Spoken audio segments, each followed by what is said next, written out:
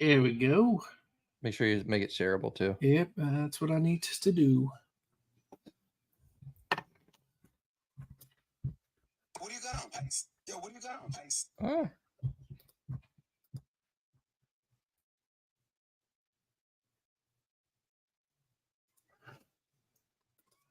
Actually, got to go back into Facebook and make it shareable. I keep forgetting that.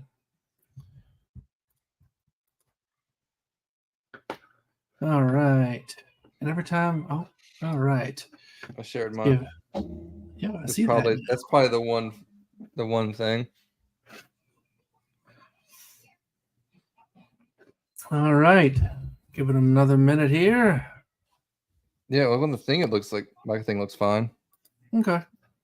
Public. All right.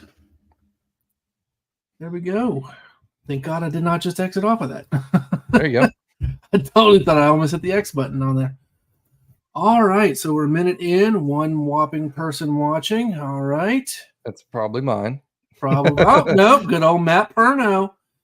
I can always count on good old Matt Perno. Matt Perno, congratulations to you, buddy, on your recent nuptials. Cheers, buddy. It's not the beer that we used to drink back in the day, on Stewart Street, but congratulations. So, well, 4 people. We're back. That's quick. We are back. And we're the 2 best friends that anyone could ever have. Yeah. Name that movie. But 2 best friends that also have had like the last month, like just life in summer has happened. So we kind of have, Summer has been pretty good. It has metaphorically kicked us in the nuts with our podcast. But guess what? We're back. So yeah, I mean, sure, but at the same time, it's like we also had other cool things that we had going on too. So it is what it is. Yeah, I get it, and we'll get there. We'll talk about that. But welcome back, everybody. It's another episode of the Open Fields Podcast. It's me, the OG, Ryan Fields, your host, with the newbie. I'm not so much newbie anymore, I guess, since we're 2 seasons into this bad boy. But of course, the co-host, Mr. Ethan Landis, or as he calls himself, the head coach of the Coastal Carolina Chanticleers. Okay. Yeah, Chanticleers. I keep forgetting the C's in there. Don't disrespect the Chants, baby. That's all I gotta say. Yeah, as everybody knows, recently, after almost 11 years, NCAA football on, of course, or what do they call it? Next gen models is back. Oh. So I've been playing a shit ton of football. I'm sure you have too. Same, yeah. Yeah, it's the only game I've played since it came out, and that's been that's actually been like right after like July 20th or July 18th or something like that's when it came out. Yeah, and I actually did play. I did play one round of golf on PGA 23 yesterday before I actually went back into college football. But yeah, college football is back for those gamers. All 3 of them watching. Hi, Maddie. I didn't forget about you. Just wanted to shout you out there. But yeah, finally, NCAA football, college football is back on PlayStation and Xbox. And as I said, been playing the crap out of it. The reason why Ethan's got his Coastal Carolina Chanticleers name tagline on there is because him and I, along with 8 other people, are on 6 others, 5 or 8 others. total. Yeah, 8 total people on a online dynasty mode, where your boy over here, Mr. Ethan Landis, figured it'd be a great idea once the game came out for all of us to pick, and they had stipulations. The stipulations could not be in a Power 5 conference and had to have at least 5 losses last year. Yep. So even though the Chanticleers had a pretty successful 2022, if I'm not mistaken, Grayson McCall, pretty damn good quarterback who now is with NC State, if I'm not mistaken, led the Chanticleers to, I think it was like 11-2 season or something like that. Yeah, that was 2 years ago, but then last year they fell off. They were 8-5 when they finished, so that's kind of that's where they met the criteria there. Yep. And they're also new to the FBS D1 too. They used to not be. So yeah, and Coastal Carolina from little town of Conway, South Carolina, just about 45 minutes or so outside of Myrtle Beach. So for those who didn't know that, teal turf out there, and just it is a sight to see. So yeah, now of course I am in it. I picked Marshall. I thought that would be a pretty smart choice. They actually had a pretty decent season 2 years ago as well. Now, and I believe they're now in the Sun Belt Conference. The Fun Belt, baby. Yeah, the old Fun Belt, as is Coastal Carolina. Yep. And I'm trying to think. I grew up, and that's the thing is, I grew up with Marshall always being in the MAC conference. So. But that just kind of shows my age, I think, a little bit. But yeah, it's college football is back, and for those of you who don't know, I mean, it was a big deal for myself, for Ethan, for the guys in our dynasty, for 2.2 million. Here's the fun fact: 2.2 million people on the day before the release, or a couple of days before the release, actually paid $100 for the game to be able to play it 3 days early. Yep. 2.2 million people. That's serious. Absolutely. I mean, we've been waiting 11 years. Yeah, it's been since 2013. NCAA 14 is the last one, but they usually come in like they did like the year before the iteration is like 2014 comes out in 2013, that whole type of deal. But yes. But yeah, it's been a while. We've been all been waiting, and it's been awesome. It's not without its faults. Obviously nothing's perfect, but it's been such a breath of fresh air, and just that's what I was going to ask, to give me your opinion on it. It's awesome. I love it. I love getting back into recruiting, and love getting back into finding these like gyms of like 2 stars that are actually like 5 stars, or trying to compete with you and everybody else for these 4 and 5 star. It's awesome. I love it so much. Yeah, and I think the biggest thing is like it kind of, obviously because it's been so long since it's been out, but it kind of separates itself from, everybody always talks about the new Madden coming out every year. And it that's all it's been too. Yeah. And it just really has, I think it's going to separate itself from Madden. I think Madden sales, do you think they'll increase? Do you think they'll decrease now that they're back together? I think Madden will kind of stay the same. It's kind of, I'm not sure if it'll decrease much. It's funny you say that, because I feel like the gameplay of Madden has legitimately stayed the same, and I think that's what the problem is with Madden. Yeah, they've tried to change engines. They've tried to do a lot of stuff, but Madden's still just been Madden. There's only so much you can do with pro football too. You know what I mean? Where in college football you have like the recruiting, you have the that type of stuff, you have all kinds of things where it's like it's fresh and new every year, where in pro football you have the draft and free agency. That's it, right? There's no like competing for recruits over an entire season, and investing this, that, and the other into trying to build your program and that type of stuff. It's so much different. It's just so much more involved, I think. And of course, we've got to have our little cameo from Camden here. What's up, buddy? Say hello, everybody. Hello. Good old Camden. All right, dude. Time to go to bed. Anyway, he's got to get his TV time in. You know what I mean? Absolutely. He knows where the camera's at. Yeah, he does. But yeah, it's been a lot. It's been a blast, and I know, like, to me, and this is kind of, I don't want to say off track, but I will say, like, a lot of people might think, oh, it's a video game. Video games are for kids. But you know what? We're all just big kids, and it's like kind of, and it's. I didn't think I was going to get into this, but with video games and stuff, I really feel like that. And correct me if I'm wrong, but with you and I and a whole bunch of our buddies, we like wrestling, and it's really, and we've talked about it before, like with wrestling and with now video games, it's like, it is a way for us, as me, almost 40 years old, you just going, just turning 30 a year or two ago.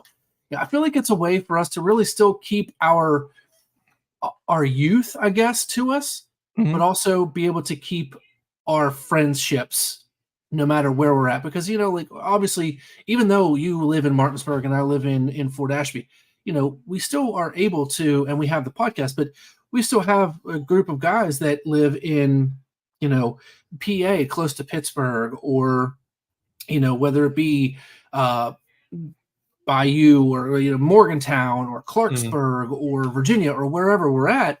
It still gives us that opportunity to stay close, even though it's through video games or wrestling.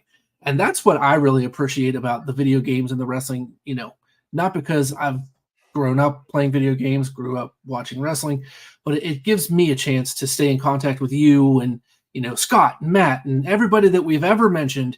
That's what I appreciate about it. No, absolutely. And another thing about like we were saying, like we have the online dynasty, and it's like the first thing we did whenever we came up with this dynasty was we created a giant group chat. And we're all talking about like, hey, like I just played this team, or hey, I just played that team, or I got this recruit coming in, I got this doing that and the other. It's a way for us to like connect and just kind of like BS with each other about something that's honestly, it's pointless. That doesn't get us anywhere like in our real lives, but it's a way for us to like get together, like talk crap, and just like have a good time with something, and just continue on being like good friends, this, that, and the other, or making new friends. You know what I mean? It's one of those things where we've definitely it's just been really fun. I've enjoyed it a lot. And it's crazy how like just even the littlest thing like that, like just sharing obviously the love of the sport or sports in general, is just how it can bring just so many people together.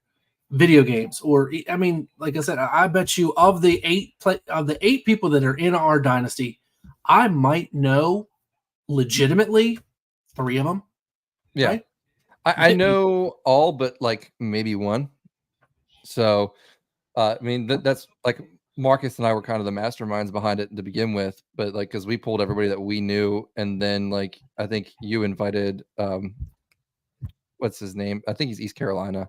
Lou. Yeah, I think you invited him, but everybody else, man, like it's all been our friends, and it's all been something that me and Marcus came up with like months and months ago whenever they announced this game. It's like Marcus and I is like, we're doing an online dynasty. We got to pull our guys together and let's do this thing. So and that's another thing, man. It's just something that we looked forward to for months and months to get to do. Okay, dynasty maybe months and months, but I'm that's thinking what the game itself, though. Like, I've been looking forward to this for 10 freaking years. Well, but I knew sorry, we didn't know if we were going to get it though. You know what I mean? Like we didn't know until like a year ago that this was actually going to be a thing, or maybe it was like 8 months or something like that. I don't know, but like we didn't know. That's another thing. Is like after 2014, they nixed the college football or college sports and video games, and we didn't know if we were ever going to get any of them again. And then NIL happens. And they're like, okay, there's a ray of hope. And then Ed O'Bannon. Yeah, and then he had a point. He does. I get it, and that's been, but that's the thing though too, is like when it comes to college players getting paid, I guess he just finally was the one that was able to stand up and say, hey, where's my money kind of situation. Right. But, and I get it, but it's also a business too. And I don't think it should have necessarily started with the video game, because it's a video game. What's up, Mark? Mark, what's up, buddy? Because don't get me started on the NCAA, which is a crock of crap as it is. Oh, I'm with you on that for sure. But I get it. It's a business too, but it is what it is. So, but anyway, yeah. So having a blast doing that. And guys, just so you know, it's been a yes. So I'm going to explain the rage quit comment before I move on. I knew it was coming. Yep. So obviously we get this dynasty started. This is where the rage quit comment comes in from Mr. Marcus Weaver. Thanks, Dick. Anyway, so as we're getting started this whole dynasty thing, getting back in the flow of the game itself, understanding how everything's going to work with it. Of course, I picked Marshall, like I said, and you would think, okay, you start off with an FCS school. I'm thinking, okay, I'm going to be 1-0. I'm going to be all right. Yeah, not so much. Lost 15-33. Well, also do the background on that one in the group chat. Like you're like, yeah, these guys are playing Alabama. I'm just gonna enjoy playing this FCS school real quick. And like, I hey, was totally up. I was up late and got greedy and threw a couple pick sixes. Actually, funny story. I threw 5 interceptions. 4 of them went back for a touchdown. So lose the first game, probably. and I'm pissed off. And actually, yeah, I believe 1 or 2 of them for sure were on out routes, and I think 2 might have been on, just kind of trying to lob it over the deep or like the free safety. But anyway, so I get to second game against Virginia Tech. I'm thinking, all right, I'll figure it out. I'll be okay. Couple of bullshit things happen, glitches in the game. I don't know what it is. You can't tackle these guys to save your freaking life, and I get pissed off and I'm thinking, you know what? Screw it. I'm going to go back to the hub. And they're like, what do you mean you go back to the hub? I'm like, I said, screw it. Why is my child dumping stuff all over the behind me? Mr. Camden, I need you to put that up. Sorry, guys. I'll get back to that story in just a second. I need you to put that up, please, and go upstairs. I will be up in a little bit to tuck you in, okay? Woo. Thank you. Night. He could have picked a worse time to go down here. Oh, I know, right? As I'm sitting here in the middle of this huge, like, angered spat. So I get Virginia Tech next, of course, on the road. And like I said, go back to the hub thinking, you know what, screw it. Start talking about how I went back to the hub. And I'm just like, everybody's like, what are you talking about? I was like, I just basically fucking rage quit, okay? That's what I did. I rage quit. I was pissed. And ever since then, and of course, my game 3, and we might get into that as I have Ohio State, number 1 Ohio State on the road again. You had a rough 3 games. Yes, I did, but I did it to myself, I think. So thanks a lot, Thundering Herd. But anyway, so I, of course, play that game. I'm all excited. A minute, I believe it was under 2 minutes left. I'm up by 12 points on Ohio State. I lost. Don't ask me how. I lost. Well, you said you went for it on 4th down. I'm like, man, at this point, you should have just punted that thing. I should have. You're probably right. But they ended up scoring 2 touchdowns in 5 total plays. One was a 4-play drive. The other one was a 1-play drive, which I don't get. Coach suggestions, by the way, on this game, absolutely horrible. Garbage. Don't do it. You got a better chance of just picking your own freaking play. But anyway. And then, of course, Marcus mentions about, yes, I am 0-2 against Marcus Weaver in golf in the last 2 outings I've played against him. I played the best 9 holes I think I've ever played in my life 2 Saturdays ago at Paradise Lake in Morgantown. Shot a 43, even after holes 6, 7, 8, 9. I just basically shit the bed. I was 2 over through 5. I was excited, thinking I'm starting to finally figure this golf game out. And then I go, I love you too, buddy. I go play Polish Pines, and then I play Mill Creek, 2 fairly decently easy courses, and I play like absolute garbage. So basically what I'm trying to tell y'all is the last week or so, I've had an absolute bullshit week. Not to mention some things that happened in my personal life just this week. So yeah, needless to say, my rant is about to be over, I promise. It's been a bullshit week. And I needed this episode because we haven't done it in a couple of weeks. And then Mr. Marcus Weaver mentions rage quit, even after talking about, college football. And I thought it was going to be a good idea. So we might just have to move on to talk about the Olympics briefly before I rage quit this episode. No, man. So, and don't get me wrong, like the first week, right? We had it because we did like a whole week before we started the dynasty. And it was a learning experience. Like this is not going to be as easy as it was before. That's for sure, right? And yeah, there was a lot of growing pains. Like there was playing like the Road to Glory mode, playing the Dynasty mode offline, and just throwing picks and stuff like that. It's no joke that like it's not. Yeah, the defense they'll make you pay, but yeah. And there's a legitimate difference between varsity and all American. There really is. Yes. Like I feel good about myself in varsity. I feel like absolute garbage in All-American, and they say Heisman is absolutely ridiculous. Yeah, it's definitely a big jump, but as you've said in our group chat, is like, I don't know how you're doing this. I've been doing all right in our dynasty. You're like, I don't know how you're doing this, but hey, this is whatever. I think I'm averaging like 78 points a game or something like that. I think we need to check the settings on the All Pro or All American and Pro and all that. It'd be different if I was the only one doing it. Yeah. So like that's what I'm saying. Where the hell is everybody scoring 70 plus freaking points every week? I gotta basically beg like the gods of PlayStation to do anything. But anyway, go on. Yeah, but no, it's I figured it out pretty good. And just a little update, I have that number one wideout coming on a visit in a couple weeks.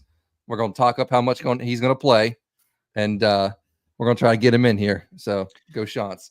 Yeah, I didn't know if you knew or not, but I think we got like one or two guys like between the two of us. Actually, I think we're Marshall and Coastal are in his top 3 or 4. I think between the two of us. So. But anyway, so there is college football 25 just released, a couple of weeks ago. It's been fun, and I've been a blast doing the online dynasty with all these guys. And I said that I only know like 3 of them, but I mean, obviously, I know you, I know Marcus, I know Ryan Bobo, I know Lou.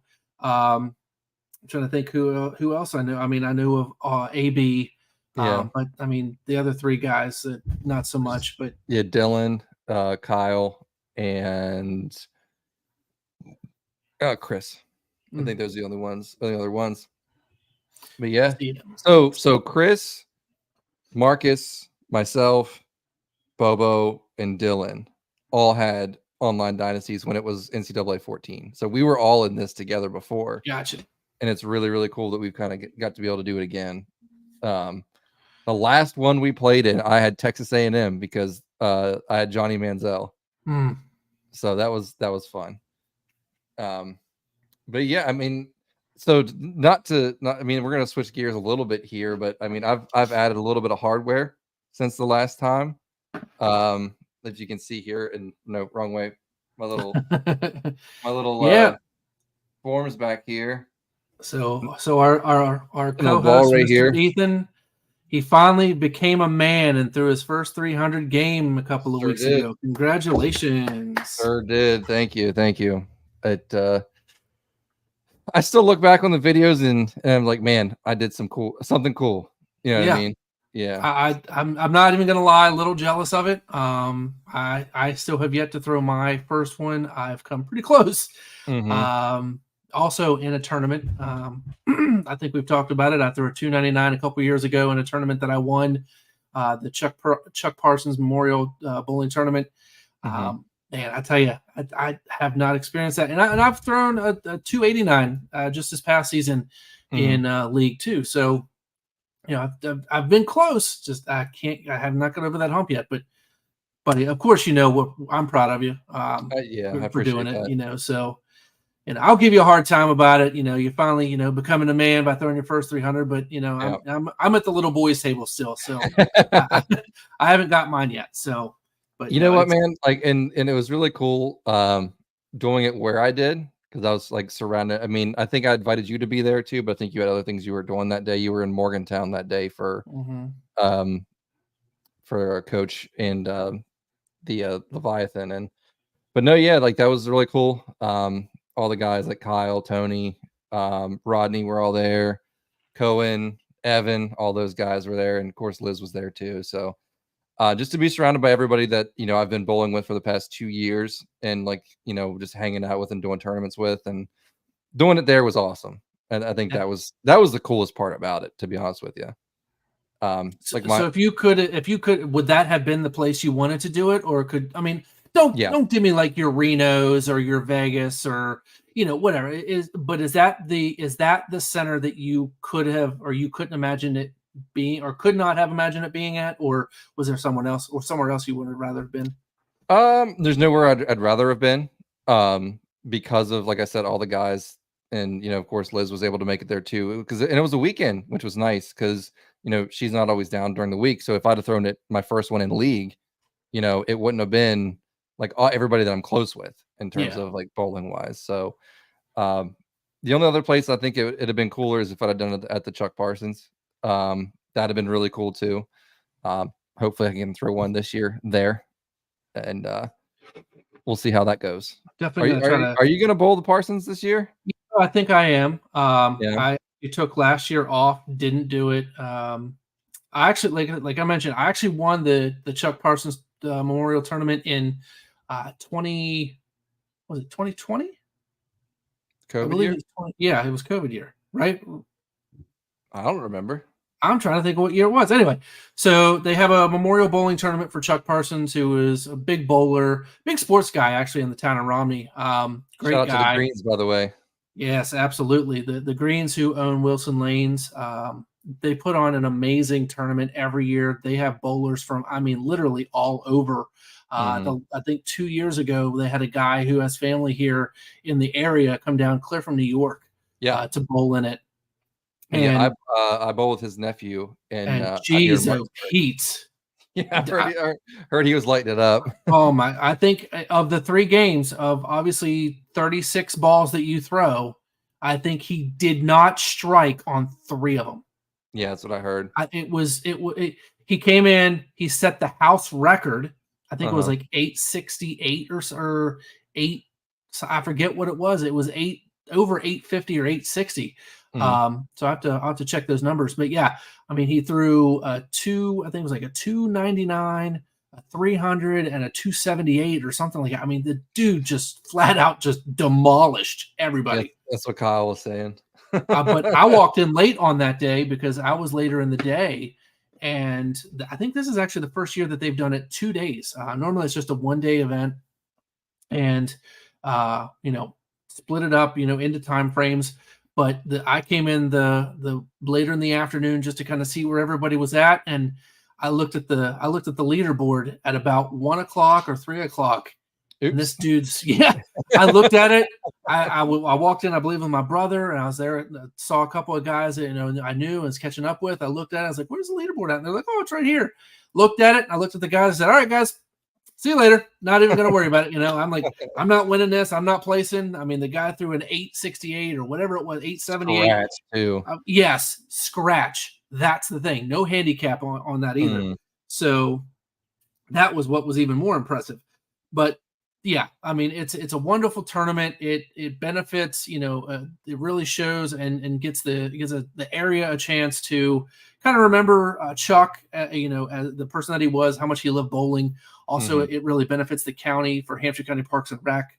So they put on a great show as well, or they put on I don't want to say a great show, because they don't really do anything other than they put together everything. They go out and they get the sponsors, and like you said, the Greens allow us to have the bowling tournament at their center. So shout out to the Hampshire County Recs and Parks and Rec, the Greens, Wilson Lanes, and everybody just involved.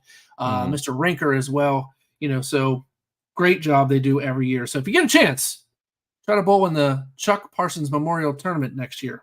It's really cool too, and like you said, there's bowlers from everywhere, and it actually just shows like how cool of a community that we kind of have here. And like I've been blessed to have been join the community in that area, with Amanda, Kyle, Tony, Rodney, and then out in Morgantown, Dave, B Rob, all those guys that come out up this way, like an hour and a half, 2 hours away, just to bowl in a tournament, or just to give their support to the tournament at least, is awesome. It really is.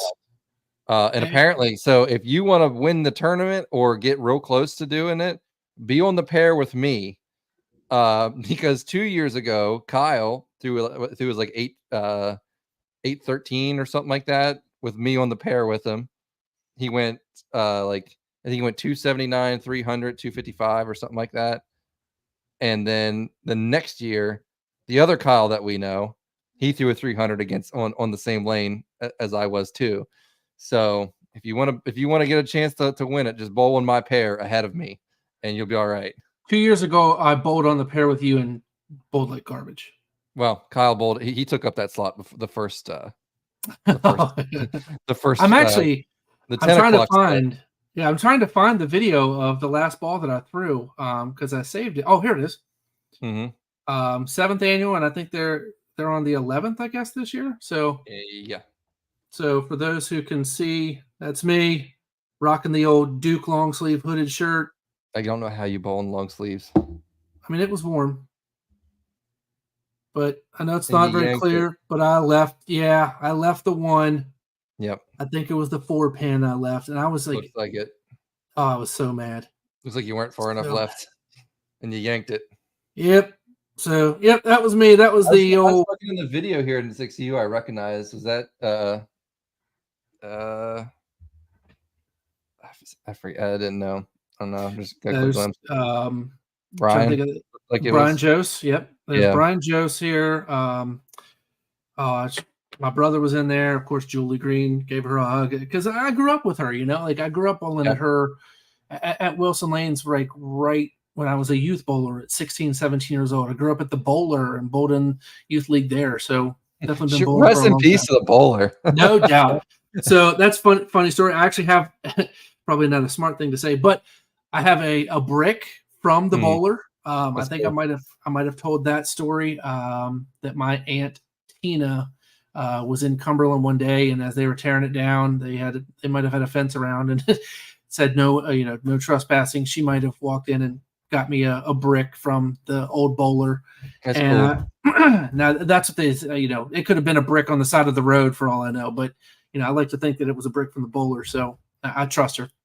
Mm-hmm. But anyway, I also helped a guy when I was working at US Cellular who was a big bowler, and I forget his name, but shout out to him. He actually bought a whole bunch of the polling pins from the bowler, and he actually gifted me one for helping him set up his cell phones and stuff. So I actually have an original pin and a brick from the bowler. So here in the house too. I know the brick is in the kitchen because it's in a box because I cleaned out my car before I got rid of it, and the brick is in the laundry rooms, or the pin is in the bowl or the laundry room. So that's yeah. Again, I remember bowling at the bowler a bunch, especially in high school when we did high school bowling, and we bowled there. We bowled up in Oakland. We bowled at Wilson. That's first place I met Amanda, by the way. I bowled against her in high school. She beat everybody. It didn't even matter. She was on like the girls squad, but she was the highest scorer of the entire day every single time. So yeah, maybe name drop a little bit. Amanda Green, check her out. She's on YouTube. And also Kyle Sherman. He is also on YouTube. He has his own YouTube channel. You might have heard of it. Yeah, you might have heard of it. Brad and Kyle, great YouTube channel. Where his buddy Brad Miller, it is Miller, right? Yeah, it's Brad Miller. Yeah, Brad Miller and Kyle Sherman have their own YouTube channel where they talk about their life as PBA bowlers, and they also have a lot of instructional videos as well. So go check that on YouTube. Don't want to name drop, but I'm going to because I feel like it's appropriate. So check out Brad and Kyle. Yeah, and he's the other Kyle that threw the 300 on me last year, and And I told him, I was like, you're the second asshole named Kyle to throw a 300 in front of me in this tournament.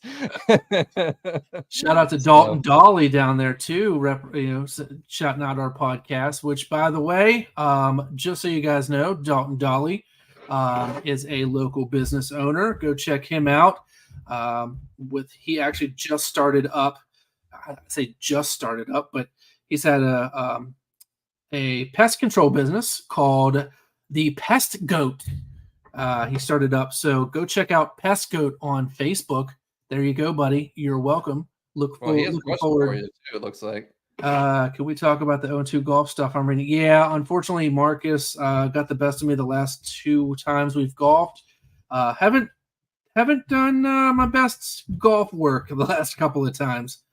So, but at least wanted to shout out, his new, I don't want to say excursion, but his new business, Pest Goat LLC. Go check it out on Facebook, guys.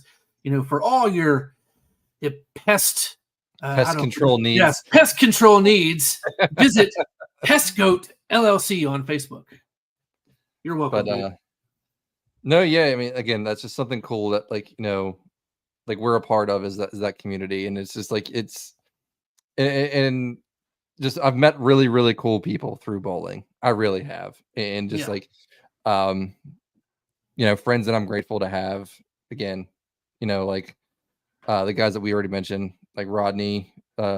He was just about as happy as I was whenever I threw my first 300. Mm-hmm. Rodney's a great guy. I love that guy. So let me ask you this: and I'll explain why I asked this question. Who was the first person you messaged right after you bowled your 300? So Liz beat me to the punch, and she messaged my mom before I did. Damn you, Liz. Yeah, well, I understood. But the thing was, though, I was in that was the second game, and we had a whole nother game to play after that. Yeah. So like I had to kind of refocus and go. And you know what's funny? So again, I threw my 300. The first ball of the second game or the third game, plaque 7-pin. No. Pocket 7. That's how it goes. That kind of ruined the streak there. But no, it was cool.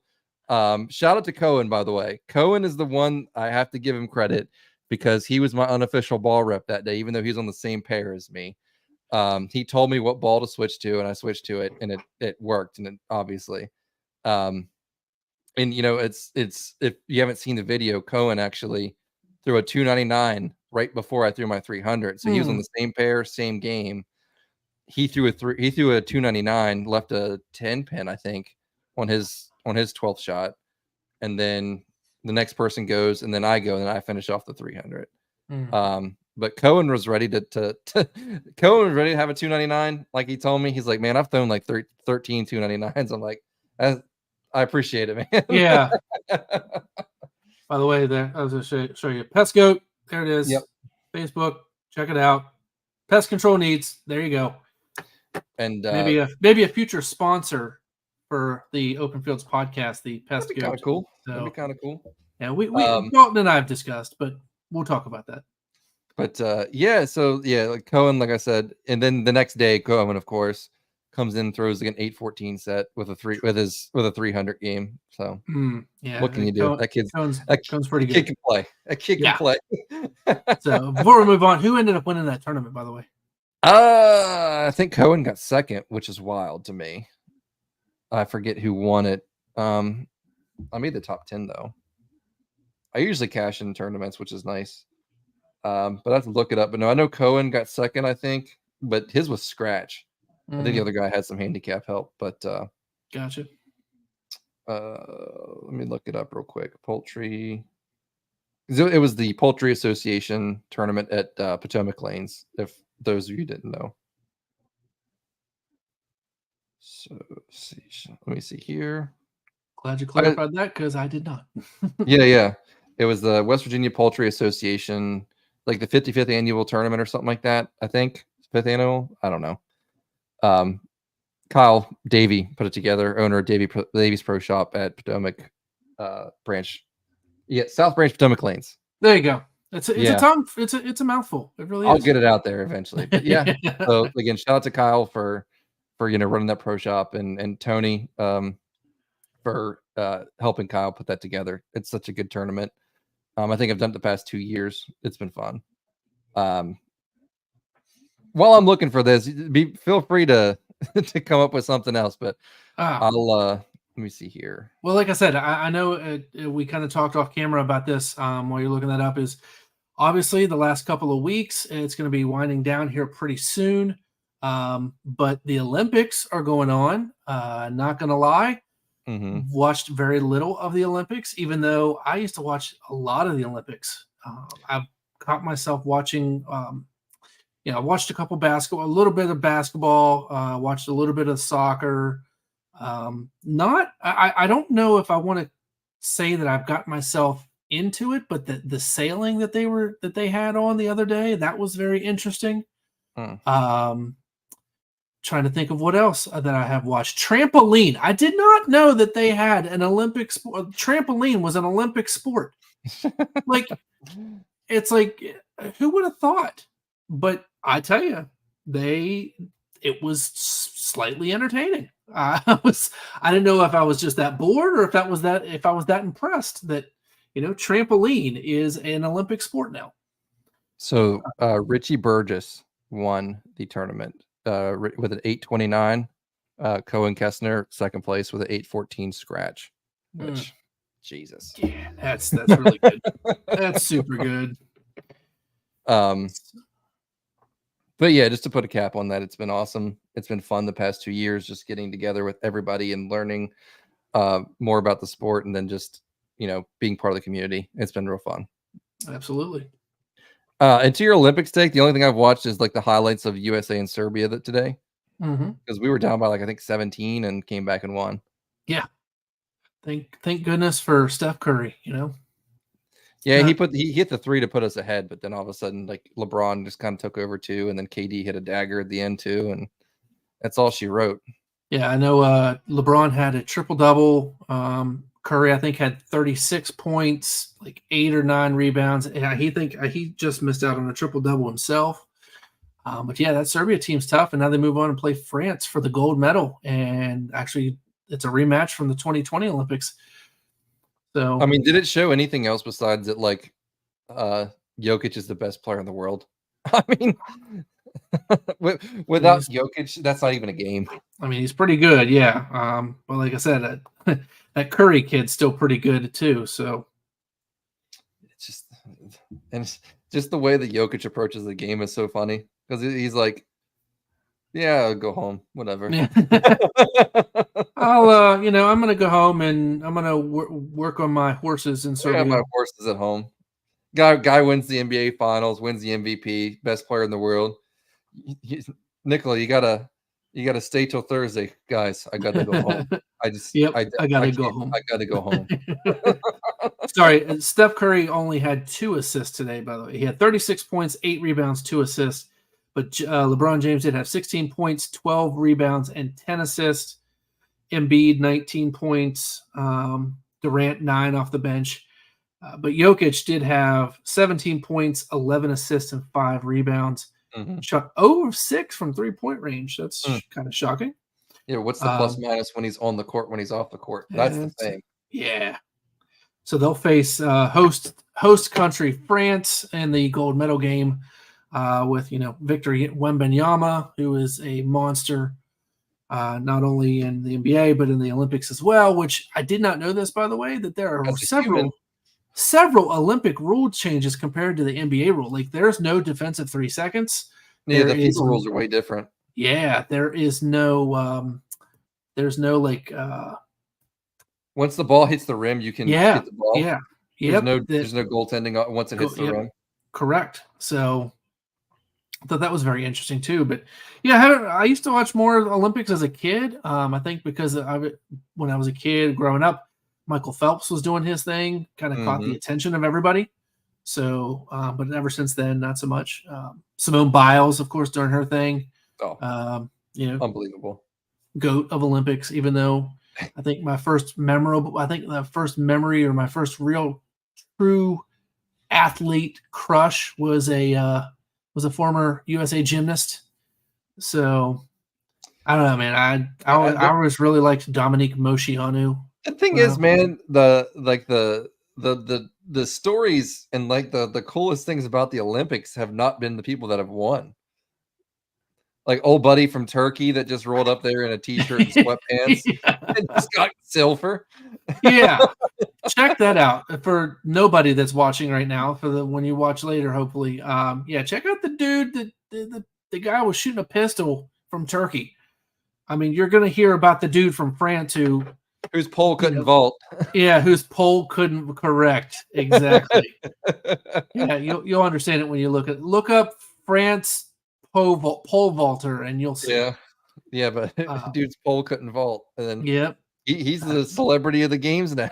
No doubt. I actually watched a little video on Facebook. It was a reel somebody made up, and the French athlete tries to play the piano, and he's like standing there in front of the camera, and he turns, and you just hear the keys hit real quick, and then he sits down, and he rolls the keys, stands up, and rolls, and it turns to the side, and rolls the keys again. I was like, wow, that's funny.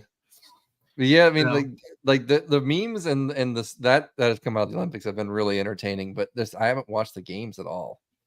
And I think the thing of it about the Olympics is, man, is that you just get overwhelmed with so much stuff. Yeah, there is so much. There is too much, I think. Like you have like 30 events going on in one day, and it's like, what do I watch? Yeah. Right? Do I watch table tennis over here? Do I watch pole vaulting here? Do I watch like the triple jump here? Do I watch the high jump? It's like they're hitting you with all this stuff all at once, and you can't like decipher like anything. But let me ask you this: like, are they like, and that's kind of to the point though, like with trampoline and with like 3x3 as they call it. Like I call it 3-on-3, but they were calling it 3x3. You know, That's they're European shit.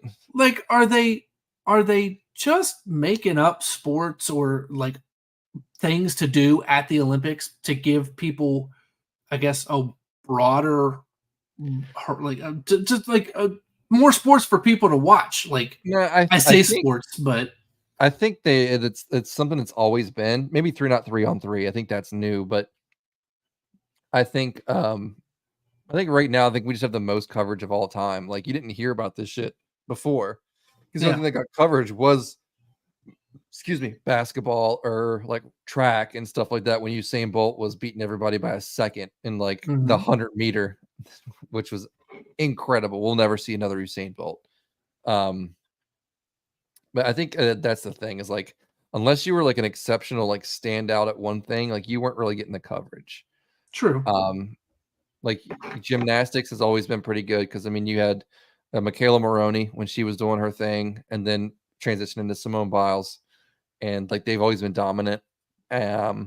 Michael Phelps back in the day, but this is the thing is like it's like we recognize these names because they got all the coverage because they were just so exceptional, Yeah, right? absolutely. The dream team back in the day when they were beating every team by 50, like there was not a close game in that Olympics for the dream team. And then the same thing with the redeem team back in like, was it 2012 or 2008 or something like that? They were beating everybody by 30. So, I mean, I think that's the thing is like if you're exceptional, you get all the coverage.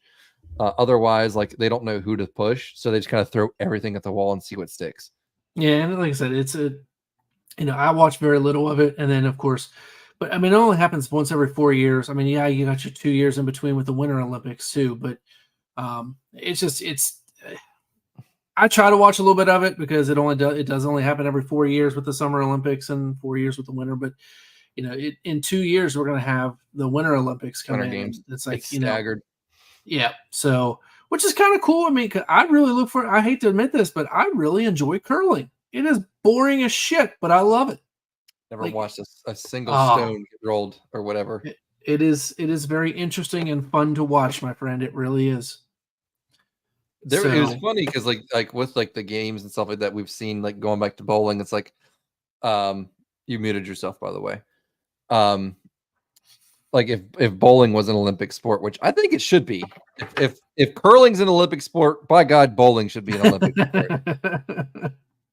I don't disagree with you, but you know, And you know what? I mean, they think, had golf there, so and I think the United States would be real heavy favorites in bowling. I do.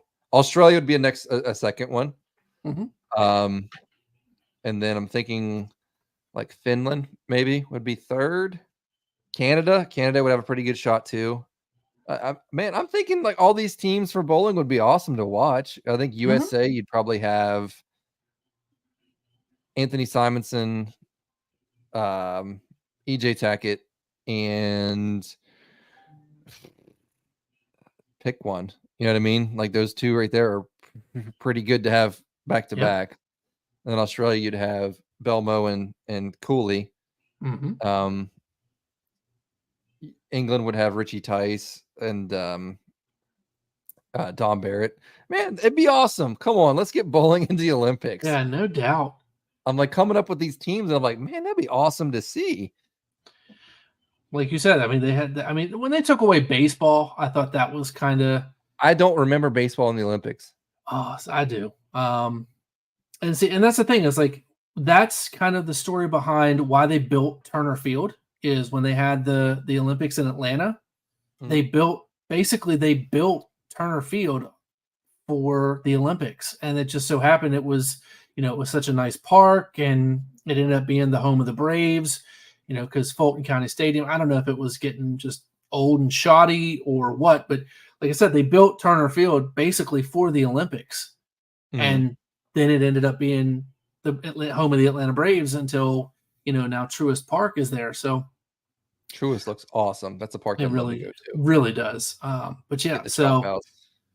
But yep, so Olympics been kind of fun, but not really watched a whole lot of them. And I promised a surprise in the tagline too, by the way, and we will get there. I didn't tell Ethan yet, I don't think, but I think he knows about the surprise of a special guest, plural, that we're going to have here in a couple. Oh, yeah. So, but yeah, man. I mean, like I said, it's been a couple of weeks. You had mentioned, summer and life in general has kind of got to us, and you know what? Our favorite sport is getting to the most fun part of the season. Yeah, true story. So that's another thing that's been going on too. Is we talk shit back and forth about baseball, but baseball's heating up to where it's getting to be what they call nut cutting time, and it is getting down to it, and it's. I think it's going to be fun. Again, my thoughts on winning the division or not. I don't care. If you get in the playoffs are playoffs at that point. So, as we've seen the last year, where like the first wild card just beat everybody's ass and went to the World Series. Well, I will tell you, it looks like unless a miracle happens on both ends, the Orioles and Yankees will be tied in the division race at the end of the night. Baltimore's getting their ass kicked by Toronto right now, 7-2, and the Angels of Anaheim are beating the Yankees 8-1. So, I didn't even look. Yeah, that makes sense. It was this. Damn it! And I started him in fantasy too. But yes, as everybody knows, Ethan loves the Yankees. I hate the Yankees. Anytime the Yankees lose, anytime the Steelers lose, anytime. Those are all just good days. It doesn't matter what happened. It's a good day. But and that's the thing, man, is I've told you this plenty of times. It's not the other way around. Yeah. So anyway, baseball really is, and that's universal. That's universal for all Yankees, man. I mean, some people could say any day that the Cowboys lose, the Patriots lose in football. Anytime the Yankees lose, some people may even say the Dodgers. I mean, I know people hate on the Penguins in hockey and stuff like that, but it is what it is. So, yeah, end of the night, looks like it's going to be Orioles and Yankees tied for the division still. So, one day closer to not getting too far behind in the division. So, and you know what? I'll go out and I'll say it. The Orioles should have put this division to bed. I'm not going to disagree. The only thing I will disagree with were some of the moves that they made at the trade deadline. Yeah, sure. And I say some of the moves, I mean like all but maybe one of the moves I wasn't a fan of. But thank God the Yankees have kind of, sucked it up lately too, because I think in the last 10, I think the Yankees are, 6-4, and the Orioles are 5-5. Oh, sorry. Okay, so they're 8-2, and I think the Orioles that's why they're like tied now. 6-4. Yeah, that's why they're tied now. They're 8-2, and the Orioles are 6-4 because you guys had like a game and a half, and now they're actually finally even with games played. The games played. Yep. So yeah, it'll be a fun next couple of I say couple of weeks, but you got August and you have a little bit of September, like what, a week of September, and that's it. I think. Or do you have most of the month of September? I think it's 2 weeks of September, because I think playoffs start at the end of September into October. Gotcha. Like the first round, like the first wild card round is like the last week of September. So actually, it is the entire month of September. Oh, okay. The last game for the Orioles is Sunday, September 29th in Minnesota. So it's truly October in the playoffs then. Because before, if like you lost like the opening wild card round, you didn't even make it to October. Like the tagline for baseball's playoffs is always like raise in October or whatever. But like if you lost the wild card round, like you didn't even make it to October. And it's kind of crazy though. Like the rest of the season, the Orioles and Yankees play one time. They play 3 games in September. In New York, and that's it. but I think that's where they like the I think so. balance scheduling is really Whoever nice. takes 2 out of 3 in that one definitely wins the division. Yeah, because it's going to be close. I mean, I think the Orioles have. I hadn't checked the Yankee schedule. It's not a terrible one. Yeah, well, at Tampa, home against Washington and Boston, at New York, who's playing a lot better. Shout out to Grimace. Not 4 in recently. Houston, 4 in Houston, 3 in LA. Which actually, by the way, in a couple of weeks, your boy will be out in Las Vegas, Nevada for trip number 5, I believe. There you go. So I don't know how we'll be able to do the podcast that week. Might try to do it while I'm in Vegas. From Vegas. I'll take my iPad and live on location from Vegas. Screw it. Was really trying to go out to LA Tuesday while we're there, but we come home Wednesday because the Orioles are out in Dodger Stadium on Tuesday night. That'd be awesome to go to, but I didn't want to stretch that and if anything went wrong, miss the flight home, which I don't think I'd be sad about, but you would be having to wait for that rescheduling. Yeah, exactly. Because I don't know if they play in Dodger Stadium next year. So sometimes they do back-to-back like away sets, but yeah. So I'll be out in Las Vegas here the 24th through the 28th. So our normal Tuesday show, if we do a Tuesday show, I'll be out there, which I could do it on Thursday after I come home, but I don't know. That would be kind of a cool idea to do like a, live on location, like me in Vegas, you back home. Yeah. I mean, I wouldn't want you to, if you'd be in the hotel room, I guess, like open your window. Staying in the Circa, by the way, which is really neat. Open the windows behind you and have like Vegas as your backdrop. That'd be cool. Yeah. Just have to figure. I don't know what room we'll be in or what view we'll have, but I definitely try to make that work. I definitely will not be using the old iMac as I am right now, but so bring a laptop. Yeah. Oh, I'm definitely taking the iPad with me. So or a phone or something. I mean, I'll have So. Oh, wait a minute. Oh no, that's this year. I'm like, what? Wait a minute. I'm like, they're back in LA like early next season, but that's that is not this year. So Baltimore is next season. They have the Dodgers at home in September. But they also have San Diego and San Francisco on the road. That'd be a really neat trip to go on. Expensive. San Diego's expensive. Yeah. So San Francisco. So let's see. They're in Arizona.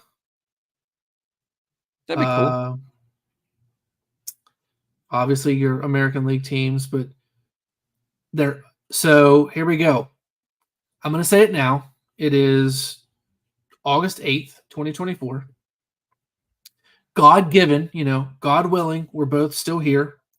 Knock on wood. The Orioles are in Chicago, August 1st, 2nd, and 3rd at Wrigley Field. I say we should go. Did you love Chicago so much? I did. I do. Let's get on that. If I had to say, and I've nothing to take away from our hometown, I love the city of Chicago. I know it's not safe. I know it's got its dangerous parts.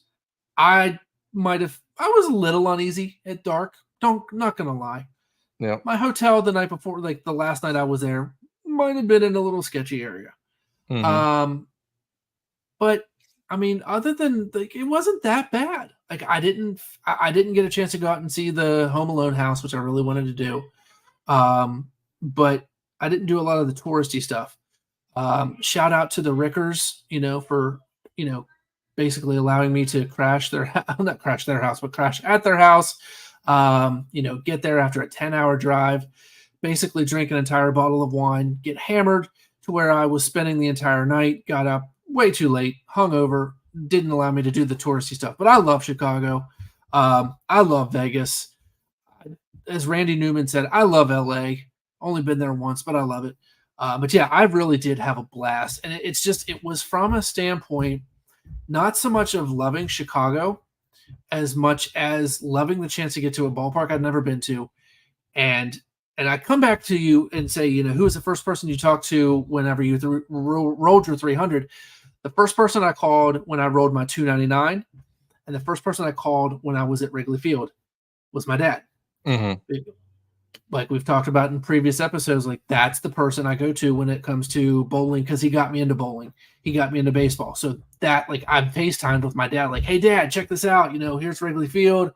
Of course, you shed a tear because, Dad wasn't there with you, but it was still kind of cool, like, to be able to say, hey, I was showing Dad. He went to the Baseball Hall of Fame with me a couple years ago before Camden was born. So, like, that's who I called first. But like that's what it was about. It wasn't about the city of Chicago. I mean, I have I don't want to say like an affinity for the actual city. I mean, because you grow up watching all these, like, I think we talked about it in nostalgia episodes. Like, you grow up with like Family Matters. You grow up with, Home Alone being in outside of Chicago. You grow up with Shameless. Well, maybe not me growing up with Shameless. Vacation. Christmas Vacation. And it's all these different shows and movies are centered around the city of Chicago. And it is weird. It is weird that like Chicago was like that popular back in the 90s, like whenever like all these movies were coming out. Didn't Tommy Boy take place in Chicago too? It was more Sheboygan, or not Sheboygan, but where was Callahan Auto Parts? Yeah, they drove to Chicago. That's what I mean. Yeah. But they drove to the headquarters was in Chicago, but they were in. Had to meet Dan Aykroyd in Chicago. Yeah. So, I mean, like I said, it's just this, finally get to see Chicago. I don't know what it is. It just, I had this affirmation with the city of Chicago for some reason, and got a chance to go, and I get a chance to go to Chicago, like the White Sox Stadium, which, they're ass right now. That's a disgrace to ass at this point. That's true. I'd like to go there. Like, I'd love to be able to plan on this trip. And like I said, man, it's, if you want to go, it's a weekend. Get Liz, get whomever. Like, let's just go. Let's hit up a stadium that you've never been to, that I've only ever been to once, that I'd love to go back to. Enjoy the city, that not feel so rushed. You know what I mean? So I'd be down. Like, it'd be really cool. It'd be really fun. Again, my reservations about Chicago itself.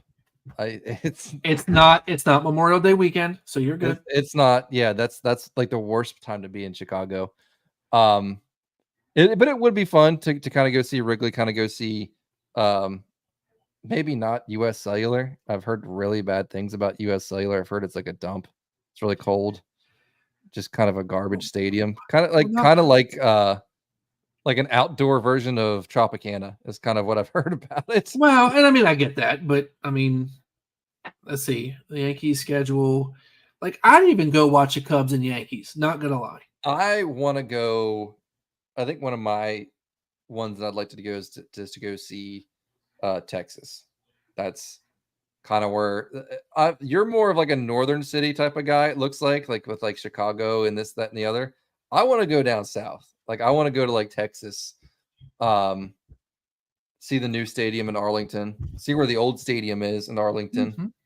I've heard a lot of good things about Texas and Dallas. So let's see here. I don't know if I want to drive to Texas though. That's the problem. Well, yeah, that's a long ass drive. It is. Next year, the Yankees are in Texas in the middle of the week in May. No weekend games for Texas. Obviously, try to make it work on a weekend unless you do like, Texas. That's a home game for the Yankees. Trying to see the cool places they're going to. Like, they'll be in Detroit. They'll be in April or the beginning of April. Cold as hell. Not happening. Cleveland in April. Cleveland's all right, I guess. I've been to that ballpark. It's not bad, and not since the renovations. Thank you. That's where. There you go, buddy. I got you. Toronto, I think, would be really cool to go to. Toronto would be cool. They are in Seattle. They are in Sacramento for the Athletics. Do you have a passport? No, I need to get one. That's an issue if you're going to go to Toronto. Yeah. They're in Colorado. They will not let you go there. Like that. Yeah, they won't. No, not at all. They don't play around with that. They don't just be like, you get us next time. So the Yankees are actually at Dodger Stadium on a weekend in May next year, May 30th, 31st, and that's it. They're literally there for a 2-game set. No, 3-game set. There it is. May 30th, 31st, and June 1st. They are in LA. That'd be a cool. They're actually in LA that whole week. They play the Angels Monday, Tuesday, Wednesday, have off Thursday, then play the Dodgers Friday, Saturday, and Sunday. That'd be a cool trip to go to. It would be. Aaron Judge is not allowed to play right field in that series. They're in Cincinnati. We all know what happened last time he played right field in that stadium. I think the markings are still up on the wall. The wall wasn't there anymore. Yeah. They go to Miami, Texas, and they are at Busch in August. Busch, once again, cool. Another one. Cool. Yeah, and you want to talk about Chicago? St. Louis is one of the not so good cities as well. Yeah. So speaking of the Midwest and speaking of like areas and stuff like that, Liz and I went and saw Twisters the other day. How was that? It was really good, but I'm never moving to Oklahoma. Not gonna happen ever. Marcus been talking about Texas for years, right? Yeah, I've been talking about Texas for a long time. I think that's the most talked about trip that I want to make is to go to Texas. I've been to Austin. It's a very nice city. There is something about Texas that I am just kind of drawn to. You know me, I'm a big barbecue guy. Texas is like kind of the king of barbecue, king of beef. There's so many, like beef farms and ranches around, all that type of stuff. I mean, you're even wearing a Coors rodeo shirt. I am wearing a Coors rodeo shirt. I know Coors is in Colorado, but I mean, still, you're wearing with the Longhorn. The Longhorn. So that's where I was going with that. But yeah, anyway. man, like Texas has been a spot that I've wanted to go to for a long time. So I think that's one of the trips that I definitely want to make. I'm definitely going to make it eventually. The Pirate and the Princess. Yeah. The ultimate. I tell you, he loves the camera. He really does. He does. He knows when the camera's on. He really does. Go country. Hey, that's great, baby. That's an awesome. And my guy can do big things too. Yeah. Hey, you're awesome, and I love you. I love you. Go to bed. Daddy. You know what? Maybe you'll be in the next one. We'll showcase you in the next one. Okay. Okay. Anyway, see, I think that'd be a really cool trip. I know, like Matt and Doogie have made their baseball trip and stuff. They were just recently in Miami. Went to Tampa Bay as well. But I've always talked to Matt about doing the baseball trip, and he said it was kind of impromptu this year. So I was like, I gave him a hard time. I was like, dude, where was the invite? So I've been to Tampa. I've been to Florida a few times, and for as big as baseball is in Florida, they can't do anything about pro baseball there, man. They're like, it's there, which is weird to me for Florida, but they're crazy about hockey. And like the Tampa Lightning, the Florida Panthers, baseball just not something that Floridians get up for, it seems like. Yeah. I think most of the part of it is that in Florida it's a lot of transplants from up north. So they don't really have like a solid fan base for their own, especially for like Miami and Tampa Bay, because those are gorgeous places to be. But yeah. And I really do want to hit up Lone Depot. I mean, I want to hit up all the stadiums I can. And you know what? I think and this kind of to keep with the current topic, but something that I don't think necessarily, I was thinking about this with golf yesterday, is I'd like to do, and hey, if you're up for this, I'm down. Do obviously a on location type of podcast with the Open Fields podcast and do it from the stadiums we go to. And that'd be cool. We'd you know have what to I mean? like kind of do like we'd have to figure out a way to do that. Probably we'd have to be on our phones. I mean, Or yeah, something. but I still think that'd But be a lot of fun. I mean, it'd be cool. I think it would kind of take away from like the stadium experience. Like we want to go to the stadiums to like enjoy these stadiums, and I don't want to have to like worry about like yeah, holding I my mean, phone. do like just like I don't want to. I don't know what they exactly do. Not to take away from the podcast, but that could be like, hey, this week's episode is going to be on our trip from to Tampa or to Chicago or St. Louis or Boston, and just kind of that'll be our weekly episode, but do it from where we're at. Mhm. You know what I mean? And just have to be on a weekend where it makes it easier for both of us, or on a vacation week or whatever. But I think that'd be a lot of fun to, showcase the episode from where we're at on the ball, like, and just make it like that. You know what I mean? Yeah, that'd be cool. Like maybe at like the hotel or something, or wherever we're Yeah, staying. Or whatever. absolutely. Yeah, and maybe we'll have sponsors by then. Dalton Dolly. So, but yeah, so like your just trip, ideas. the trip that you want to do is definitely. It sounds like Chicago is the one that you really want to do the most. I mean, I want to go back, but I mean, mine's definitely Texas for sure. I still want to hit up Seattle, but when it comes to money, I mean, Seattle's not necessarily from from a flight cost, it's expensive. You can fly out to LA from Pittsburgh for relatively cheap. You fly out to really anywhere for cheap, but it's the accommodations that you have to get. Well, that's yeah. I mean, people might talk shit about Spirit, but I've never had any issue with Spirit. Heck, I'm flying. I kid you not, man. I'm flying from Vegas to Pittsburgh on our way home. I think my ticket was like $55, and it's nonstop. So, yeah, Liz and I flew Southwest to Florida when we went. Southwest was nice. I like how you get to pick your seats. Yeah, they're getting rid of that, by the way. It was just announced they're getting rid of it. What is it? The pick your seats thing? Yeah, they're getting rid of it. Like they're assigning seats in the future. Southwest, what are we doing? Texas, Joe Rogan's Comedy Club, then Ball another night. There we go. That would be awesome to go to the mothership and then go to the stadium and that thing is that's a little bit of a trip though, but it'd be awesome. Yeah, see, because Rogan's is in Austin, and then the new ballpark's in Arlington. Still, I think that's about an hour and a half north. As I say, it's like I think it's like 2.5. It's from Texas Austin. Is a big ass state. Yeah, like Texas it is a big ass state. I forget what, and it's crazy that I think from the furthest eastern point of Texas to El Paso is like 15 hours. As I say, it's like 14 or 15 hour drive. Boring ass drive too. Yeah. Flat. Yeah, flat and tumbleweeds and hot. It's all it is. But yeah, let's get something together. 3 hours. 3 hours. Okay.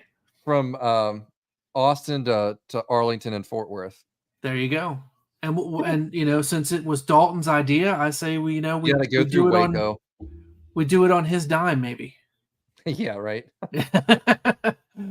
So I think Waco would probably be the place to stay because it is directly in the middle. Hey, he says worth it. I got you.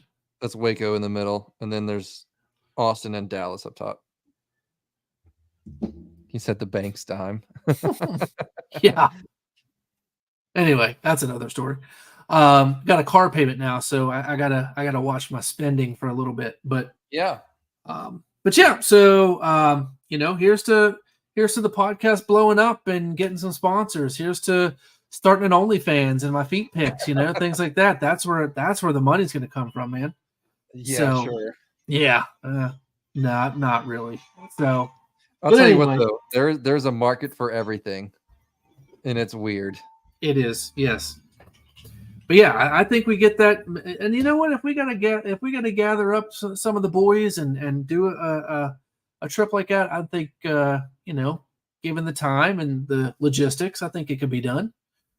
But it could be done for sure. When you got Mr. Marcus Weaver's got 2 kids, and Dalton's got gonna have 2 kids, and you and I got a child. You You have a are child. you are a child, I and am.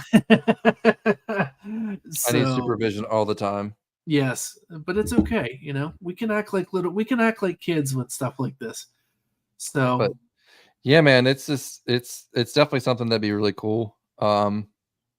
Again, I just you'd have to pry me away from some of those barbecue places, though. I'll tell you that damn much. yeah, that is true. And I mean, I'd love to take Camden on trips like that, but it'd be really difficult. I'm still wanting to take him to Disney World, which he would love. So maybe kind of play in the Florida parks, but that's still a hell of a drive from Orlando down to Miami, and it's an hour and 10 minutes to Tampa. So that's not too bad, but that'd still be kind of fun. But hey, Marcus seems to be in. Lynn. Yep. I mean, Um, he's going to have that extra week of vacation next year since he's been at Potomac Edison so long. He's talking about today. So hey, there we go. yeah, man. I think the thing of it was like I'd be more about like the whole experience of the places, like the local foods and like the diners and like famous places to go eat and stuff like that. Like, But see, that's what I'm saying too, is make that play along. Not say that, but make that the portion of our episodes for for the podcast is local restaurants before the game and things like that. That'd be Bobo cool. said he's in. I'm telling you, man, we could get this done. We really Like I could. went to DC like a month ago, I want to say now. Or it was in June. And Bobo doesn't even know what he's in for. but he's in.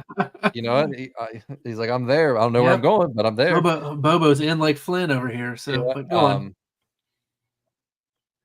Bobo Special tries spicy foods. Yes, especially if it's Texas, like son. Yeah.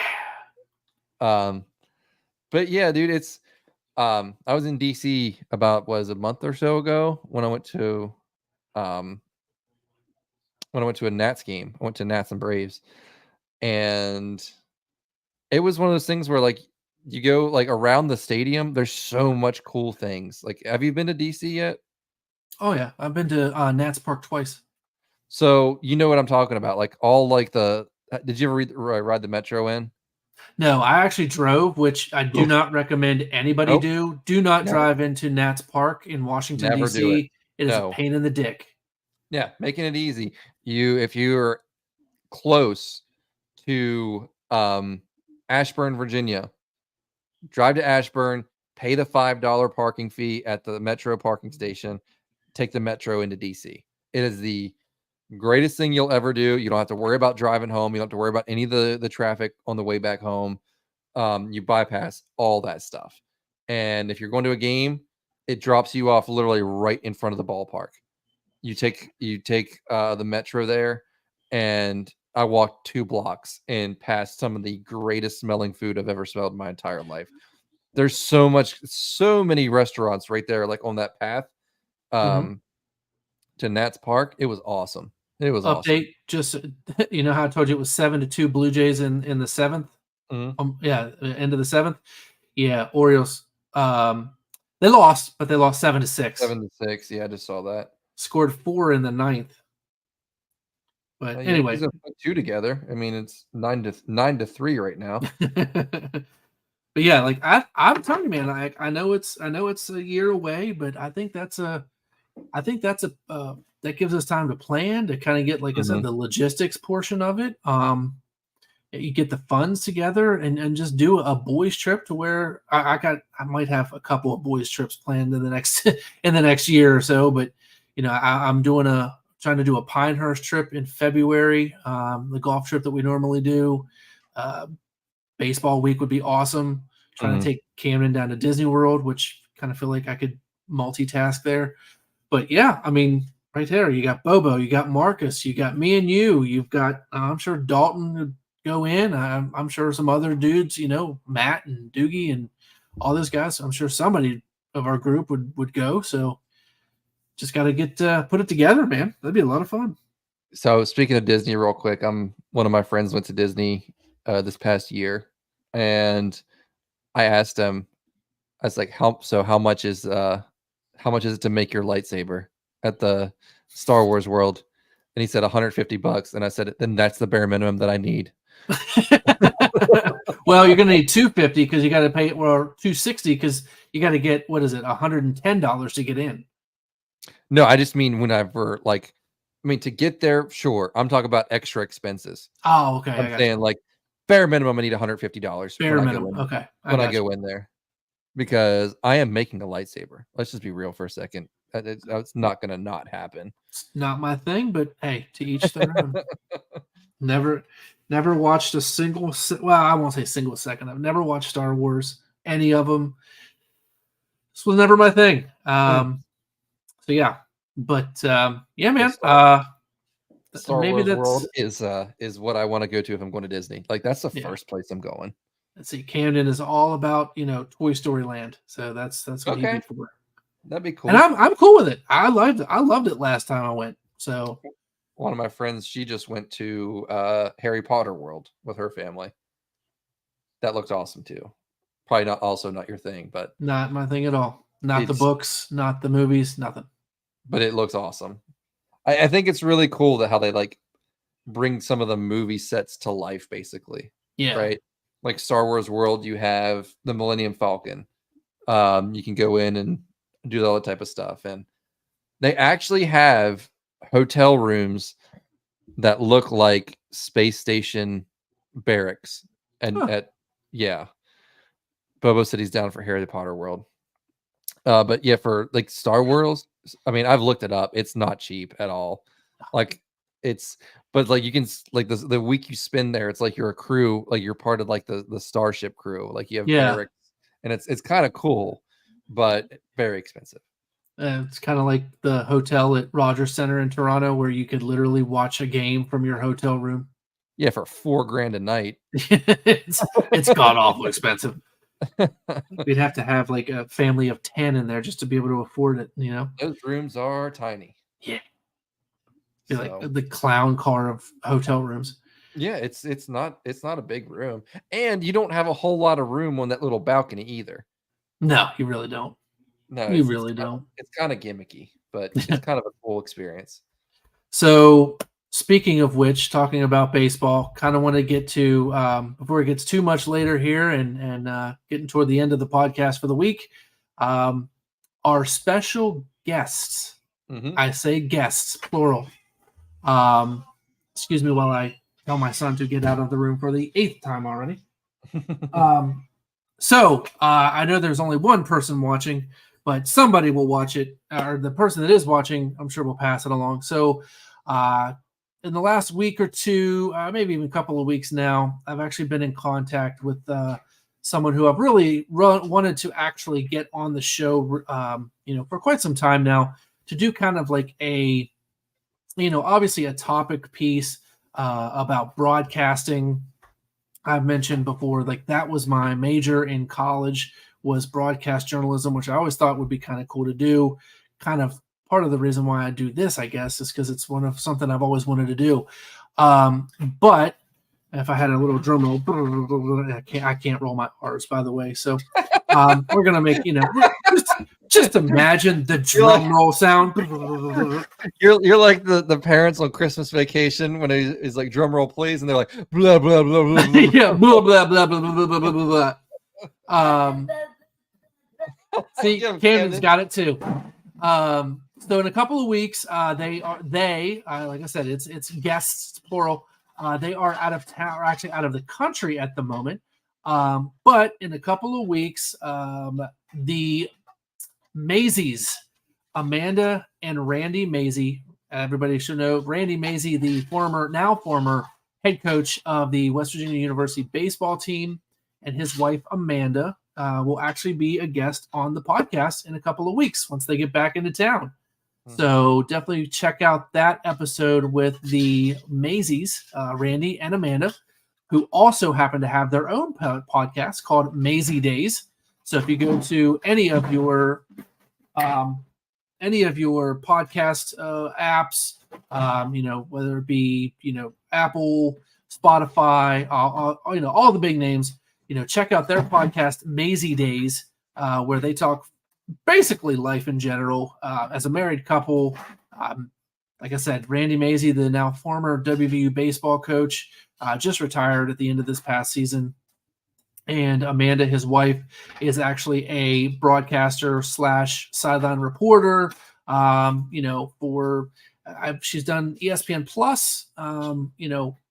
She works with Golden, I think it's Golden Blue News or stuff with West Virginia University. I'm going to get more clarification on that. So, but yes, join us in a couple of weeks when we have Coach Randy Mazey and his wife Amanda Mazey to talk about, of course, being the baseball coach, being a married couple in, whether it be broadcasting and sports in general, and, talk about their podcast, Mazey Days. Check it out.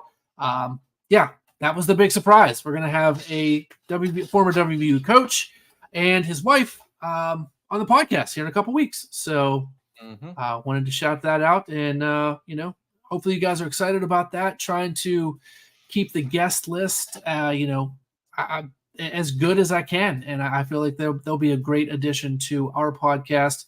Hopefully get our name out there a little bit more out in Morgantown. And, it'd be great for us, be great for them, and, showcase theirs, maybe showcase their podcast this way for those who didn't know that they had one. So, yeah, the Mazey family will be on the Open Fields podcast in a couple of weeks. So I don't know about you, man, but I'm excited about that.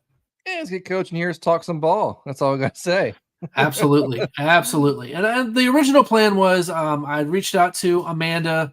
I wanted to do a episode where we focused on women in broadcasting, which I think would be really neat.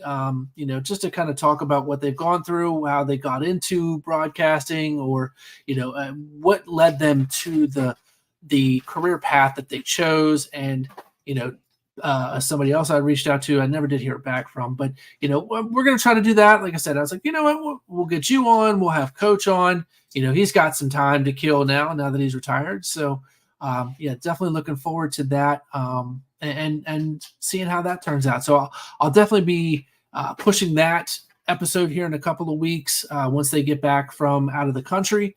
But yeah, she seemed very excited to do that and agree to it. So definitely looking forward to it. Yeah, Aaron Andrews hasn't DM'd me back, so I couldn't get her for the podcast. Gotcha. Yeah, I mean, don't get me wrong. I would love to have Lauren Shahadi from MLB Network on here. Yeah. Yes, once again, I'm going to name drop. Not that she'll probably ever hear that, heck, Annie Agar would be awesome to be on here if you know who Annie Agar is. I know my buddy Andy C knows who she is. But yeah, so sorry that Aaron Andrews didn't DM you back. I tried. But hey, you know what? We got a great guest coming up with the Mazeys. So, yeah. But so, well, man, first week back in a couple of weeks. Not to say that we took the break for really any reason, but just we're just doing stuff. Yeah, man. Just doing stuff. You're right. So, thank you for the maximum of like 5 people that watched tonight. Appreciate it. It probably was more, but just like intermittently. Yeah, I didn't really necessarily broadcast that we were going to be on here tonight. It was just more of a spur of the moment. Like, hey, we've been talking about doing it for like a week or so now, so let's just jump on and do it. But yeah, man. What else you got? Anything else? I mean, we're about that time. The Seans are on a bye week right now. We're just kind of waiting on that next week. We got a big game coming up against ODU. I don't know who you have to play next, but Western Michigan coming up on the schedule for Marshall, the Thundering Herd. See if they can break up their 3-game skid, and one of us is going to get the first win because we're both 0-3. What? Yeah, Marshall 0-3. My Marshall Thundering Herd 0-3. Western Michigan 0-3. So okay. Somebody's getting that first win. Someone's getting the first dub. If you guys tie, I promise you. I swear. If can you tie in college football now? Because I don't know how many OTs you can go to, but if you're up here for playing for like 5 hours and it's like the 10th OT, like what are we doing here? Yeah, that's a real thing. It's a real thing, by the way. You need to get off the hot seat. Have you checked it? I have not, but I will. So you got to look at the the coach contracts or whatever. I will look into that. It has everybody on there, but Yeah, so again, like I said, the shots, we're on a bye week right now. We gotta bring it back around and hopefully continue this undefeated season so far. And we have a collision course with Marshall later on in the year, and we'll see how that goes. Yeah, we'll definitely keep you guys updated on that one because it's going to be it's either going to be a huge ass whooping or it's going to be like down to the wire. I can tell you. And you know what? Shout out to Marcus, Western Kentucky. They just got their first win last week. Shout out to them. First win for Western Kentucky. Golf club. Bobo, I think he's the coach of South Florida, and I think they're still rolling right now. I think he early upset from an FCS school, but he's turned it around. He just beat Miami last week. Very nice. Very nice. Yeah, I think everybody else is doing pretty all right. That's about all I got. Yeah, awesome. Well, guys, like I said, for those who did watch, are currently watching, looks like Marcus and Bobo are the only two. Hey, love the fellas. We're not going to hit 20 people every week, and I'm okay with that because it gets us on here, and I'm happy doing it with you. The podcast. Happy doing the podcast with you every week. For the most part, every week. Some weeks we choose not to do it. We're just like, you know what? Need kind of a rest this week. We'll do it next week. And that'll happen too. I mean, it's life does happen. We both have jobs. We both have other stuff we have going on out there, and it's just life responsibilities. Yeah. And there is just days, man, that just after work you don't want to do anything. Yeah. You come home and just hang out. I know you'll disagree with me on this, but YouTube and that ASMR and that really kicks in and relaxes me, and I'm done for the night because I'm basically asleep. Can't do it. So, but yeah, man, as always, appreciate you joining us and being on here this evening. And thank you guys for watching. And definitely look for us next week where we might actually have a topic. We might have a round table. We might just improvise just for the hell of it again. So who knows? But as I said, for the OG, that's me. I'm Ryan Fields.